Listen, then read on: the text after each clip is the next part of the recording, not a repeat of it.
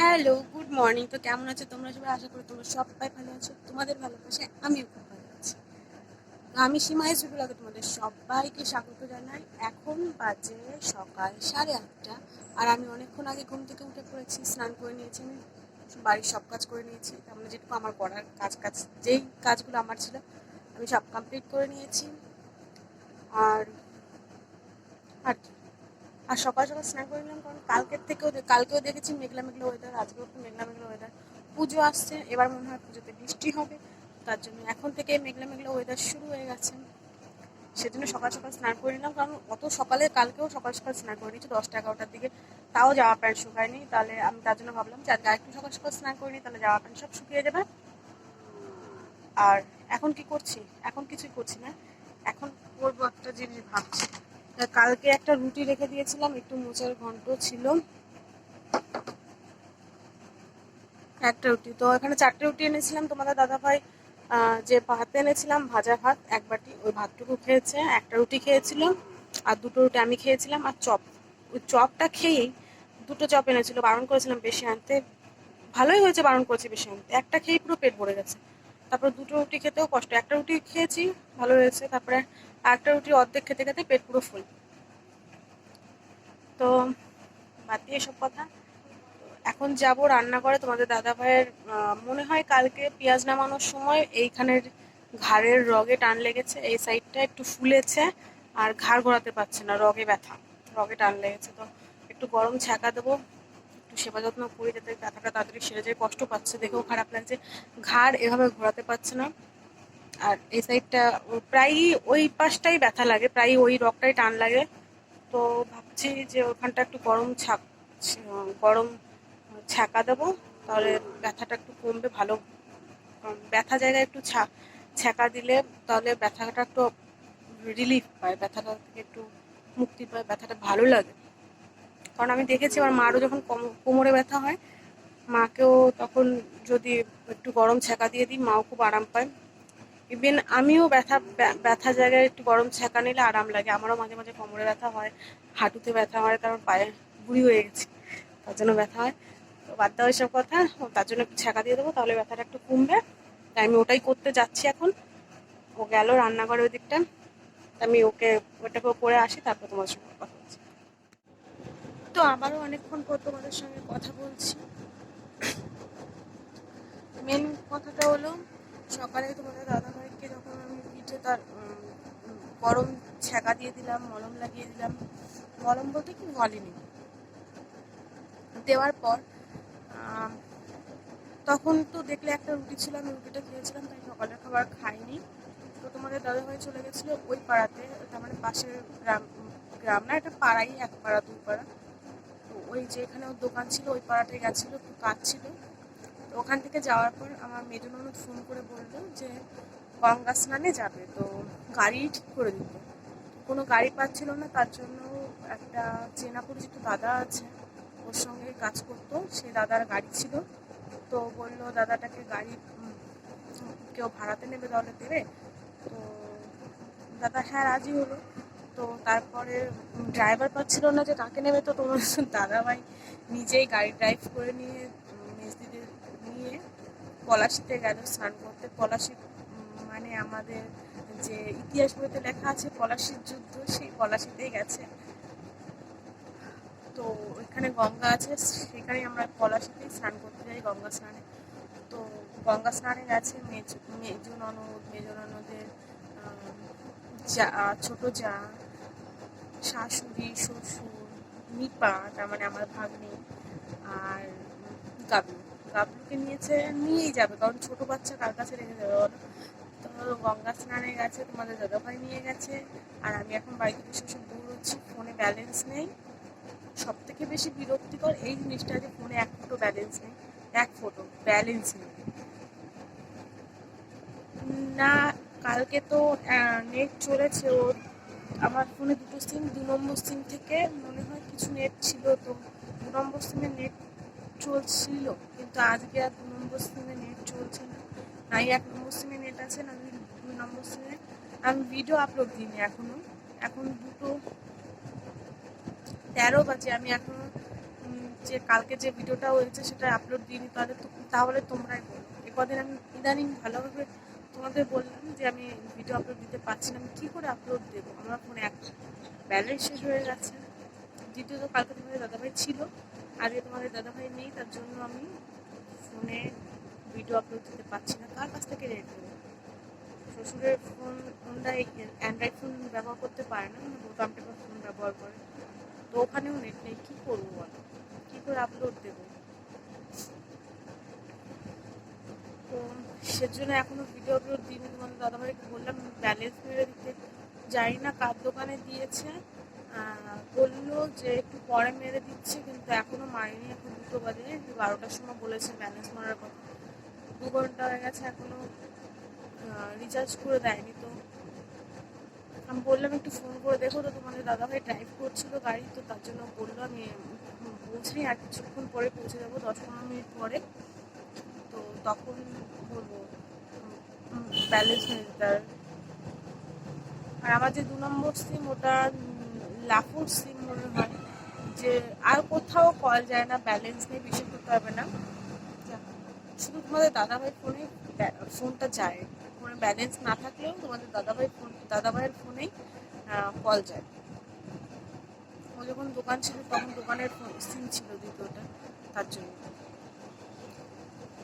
দেখি কখন ব্যালেন্স মেরে দেয়, কখন ভিডিও আপলোড দিই, এইভাবেই তো সাবস্ক্রাইবার, ওয়াচিং টাইম সব কমে যাচ্ছে, কি বলবো, থাকছে না। মিডিলে হয়েছিল ভালো জমজমাট হয়েছিল জায়গাটা, বাট এখন ধীরে ধীরে আবার বসে যাচ্ছে, কিন্তু হাল ছাড়লে চলবে না, টুক করে এভাবে এগোতে হবে। কী করবো, সময় যেটুকু পাচ্ছি সেটুকু তোমাদের সঙ্গে শেয়ার করার যথাযথ চেষ্টা করছি। কলকাতায় গেছিলাম, তখন কিছু শ্যুট হয়েছিল, সেই শ্যুটের ভিডিও এখনো আমি পাইনি। রাসমণিকে বলেছিলাম যে একটা করে ভিডিও দিতে, ওনার কাছে আছে ভিডিও, তো যেহেতু প্রফেশনাল একটা কাজের ব্যাপার, তো তাহলে ওনাদের কাছ থেকে না জিজ্ঞাসা করে বা ওনাদের কাছ থেকে পারমিশন না পেয়ে আমি ওনাদের কোনো ভিডিও আপলোড দিতে পারছি না আপাতত নেটে, বা হ্যাঁ সোশ্যাল মিডিয়াতে কোনো জায়গায় আপলোড দিতে পারছি না, আমাকে বারণ করে দিয়েছে। তার জন্য ওনারা যতক্ষণ না আমাকে ভিডিওটা দিচ্ছে ততক্ষণ তো আমি আপলোডও দিতে পারছি না। আমি রাসমণিকে বললাম যে তোমার কাছে মহালয়ার দিন যে ভিডিওটা আপলোড করেছো সেটা দাও, আমি কোনো একটা ভিডিওর সঙ্গে জুড়ে দিয়ে দিই। তো উনি এখনো দেয়নি, দেখি আর একবার বলে দেখি কবে দেয়। মেন কথা এখন পুজোর কাজের প্রচুর চাপ। এই যে 3 দিন হয়ে গেল ঠিকঠাক মার সঙ্গে আমি কথা বলতে পারছি না, বাবা এত কাজের প্রেশার। আমি যদি থাকতাম আমারও কাজ করতে হতো, বাট আমি তো এইখানটায় আছি, এইখানটায় আমি কোনো কাজ করি না পার্লারের। আমি ওই পার্লারে থাকলে পার্লারের সমস্ত কাজ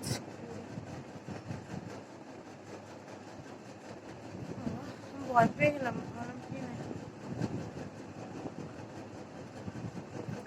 তো এখন বসে বসে বোর হয়ে আর কিছু করার নেই, তারপরে আবার তোমাদের সঙ্গে কথা হচ্ছে। তো নেট টেট কিছুই ছিল না, তার জন্য আমি সারাদিন ঘুমিয়েই কাটিয়ে দিয়েছি। আর এখন সন্ধ্যা হয়ে গেছে, আমি রান্না করতে চলে এসেছি। দেখো মিক্সার মেশিনের জারটাতে নিয়ে নিলাম লঙ্কা 4-5টা, একটু আদা কুচি, একটা তেজপাতা আর 1 চামচ সর্ষে আমি এখানে ধুয়ে নিয়েছি। আর একটু লবণ দিয়ে লবণটা দেখাতে ভুলে গেছি, হালকা একটু লবণ দিয়ে ব্লেন্ড করে নিয়েছি ভালো করে। তো এখানে কড়াই গরম করে দিয়েছি। আজকে রান্না করব হচ্ছে সর্ষে কাতলা। তো কড়াইতেই ফোড়নে দিয়ে দিলাম কালো জিরে দিয়ে 3-4টে শুকনো লঙ্কা বলছি, কাঁচা লঙ্কা দিয়ে দিয়েছি তেলের উপর। তারপর একটু হলুদ দিয়ে লবণ দিয়ে ভালো করে নেড়ে চেড়ে 10-20 সেকেন্ডের মতো নাড়িয়ে চাড়িয়ে ওর ভিতর দিয়ে দিলাম 1 বাটি মতো জল। এবার জলটাকে ভালো করে ফুটতে দেবো। জলটা ফুটে গেলে এর ভিতরে দিয়ে দেবো সর্ষের ওই পেস্টটা, আমি ছাঁকুনি দিয়ে ছেঁকে নিয়েছিলাম, আর যতটা পরিমাণ জল দেওয়ার একবারে মিশিয়ে দিয়েছিলাম, ওটার সঙ্গে জল দিয়ে ছেঁকে নিয়েছিলাম। তো এই যে জলটা আমি দিয়ে দিলাম, সর্ষে আর লঙ্কা, তারপরে আদা, তেজপাতা এসবের পেস্ট করা। আমার কাছে একটু হলুদটা কম মনে হচ্ছিলো, তার জন্য হলুদ দিয়ে নিয়েছি। তোমরা তোমাদের পরিমাণ মতো হলুদ লবণ সব দিয়ে নেবে। আর এই যে হচ্ছে কাতলা মাছ, এখানে একটা পোনা মাছের মাথাও আছে, সেটা আগের দিনের, আর কাতলা মাছ আজকে রেখেছিল।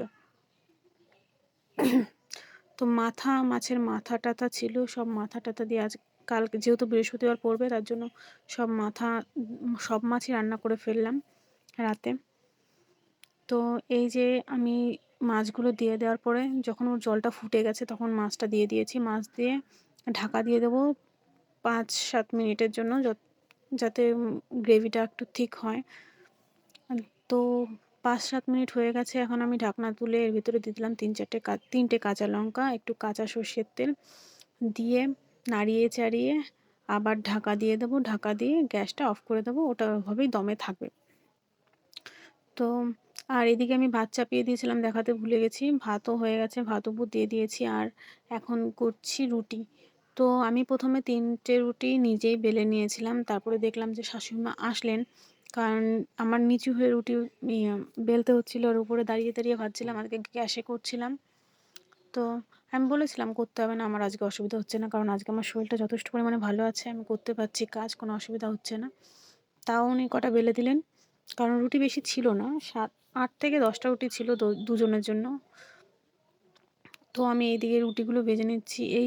এই তাওয়াটাতে রুটি এরকম ঘুরিয়ে ফিরিয়ে না ভাজলে পরে এক সাইড ভাজা হয় আর এক সাইড একটু কোনার দিকগুলো, কর্নারগুলো কাঁচা থেকে যায়, তার জন্য আমি এভাবে ঘুরিয়ে ঘুরিয়ে ভেজে নিচ্ছি রুটিগুলো। আর এই দেখো আমার হাতটা আটা মাখার জন্য কেমন সাদা হয়ে গেছে। তো আমি ওই বাড়িতেও রুটি বানিয়েছি, দেখেছি সবকটা রুটি ফোলে, কিন্তু এই বাড়িতে জানি না কেন এই জিনিসটা হয়, এই তাওয়াটার জন্য নাকি বুঝি না, তাওয়াটা মনে হয় ছোটো, কিংবা আমার রুটিগুলো বেশি বড় বড় হয়ে যায়। এনারা বেশি বড় বড় রুটি খায়, তার জন্য বড় বড় রুটি বানানো হয়। আর এই তাওয়াটার থেকে আমাদের ওই বাড়ির তাওয়াটা বেশি সুন্দর, ওটা রুটি ভেজে বেশি আরাম। একটু ঢালু আছে যেহেতু, পুরো রুটিটা ভালোভাবে কাভার হয়ে যায়, তো ভালো করে ছেঁকতেও অসুবিধা হয় না। তো এখানে আমি একটা একটা করে রুটি বানিয়ে নিচ্ছি, দেখো। আর সারাদিন ঘুমিয়ে কেটে গেছে, আমি যে শেয়ার করব কিছু করতে পারিনি, সেই রিচার্জ করতে করতে বিকেল 4টে বেজে গেছে।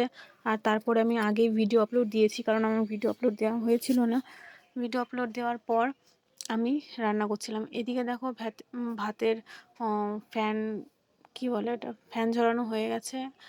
আর ফ্যান ঝরানোর পর আমার মা বলে একটু উনুনের উপর রাখতে ভাতটা, চিটিপিটি করে আওয়াজ হলে বন্ধ করে দিতে, কারণ ভাতের নিচে যেই ফ্যানগুলো থাকে ওগুলো শেষ হয়ে যায়। আর এই যে আমার রান্না কমপ্লিট।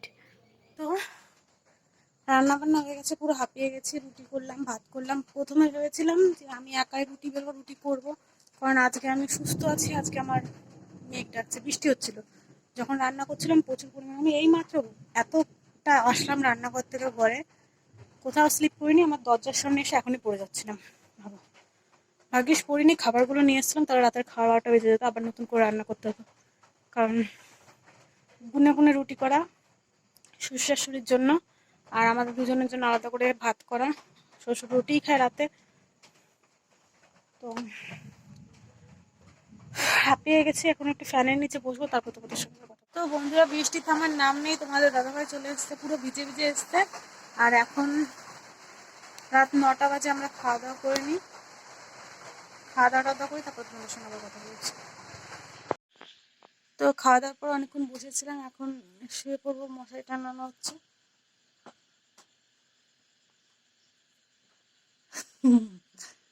টানাও টানাও, মশারি টানাও। তো আজকের ভিডিওটা এখানে আমি করছি। যদি আমাদের ভিডিও ভালো লেগে থাকে তো অবশ্যই করে লাইক করো, কমেন্ট করো,